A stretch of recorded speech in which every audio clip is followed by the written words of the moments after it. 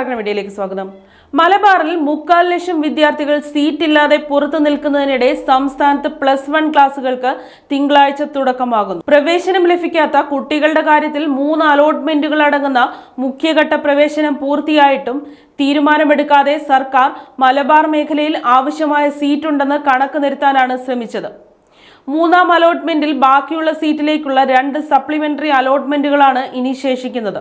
ശേഷിക്കുന്ന സീറ്റുകളുടെ 3 ഇരട്ടി വിദ്യാർത്ഥികളാണ് മലബാറിൽ പുറത്തിരിക്കുന്നത്.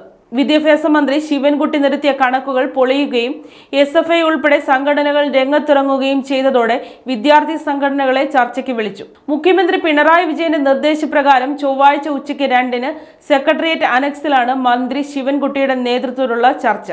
സീറ്റ് ക്ഷാമം രൂക്ഷമായ മലബാറിൽ പ്രതിസന്ധിയില്ലെന്ന കണക്കുമായി ശനിയാഴ്ച രാവിലെ മന്ത്രി രംഗത്തു വന്നിരുന്നു.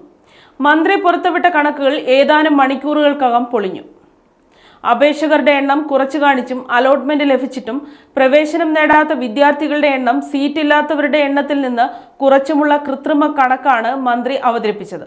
വിദ്യാർത്ഥി സംഘടനകളായ MSF, KSU, ഫ്രട്ടേണിറ്റി മൂവ്മെന്റ് ഉൾപ്പെടെയുള്ളവർ നേരത്തെ തന്നെ സീറ്റ് ക്ഷാമത്തിൽ പ്രക്ഷോഭ പാതയിലാണ്. വിദ്യാർത്ഥികളുടെ പ്രതിസന്ധി തിരിച്ചറിഞ്ഞതോടെ SFI മലപ്പുറം ജില്ലാ കമ്മിറ്റിയും സമരം പ്രഖ്യാപിച്ചു. തിങ്കളാഴ്ച ഇവർ മലപ്പുറം കളക്ടറേറ്റിലേക്ക് മാർച്ച് പ്രഖ്യാപിച്ചത് സർക്കാരിനെ കൂടുതൽ പ്രതിരോധത്തിലാക്കിയിട്ടുണ്ട്. ഇതിന് പിന്നാലെയാണ് മന്ത്രി ചർച്ചയ്ക്ക് വിളിച്ചത്. 3 അലോട്ട്മെന്റ് കഴിഞ്ഞാൽ സ്ഥിതി വിലയിരുത്തി ആവശ്യമായ നടപടി സ്വീകരിക്കുമെന്ന് വിദ്യാഭ്യാസ മന്ത്രി നിയമസഭയിൽ നൽകിയ ഉറപ്പും ലംഘിക്കപ്പെട്ടു. മതിയായ കുട്ടികളില്ലാത്ത 129 ബാച്ചുകൾ മധ്യ തെക്കൻ കേരളത്തിലെ സ്കൂളുകളിലുണ്ടെന്ന് കണ്ടെത്തിയെങ്കിലും അതിൽ തൊടാൻ സർക്കാർ തയ്യാറായിട്ടില്ല. ഇതിൽ 30 ബാച്ചുകളിൽ 10-ൽ താഴെ വിദ്യാർത്ഥികൾ മാത്രമാണ് പ്രവേശനം നേടിയത്.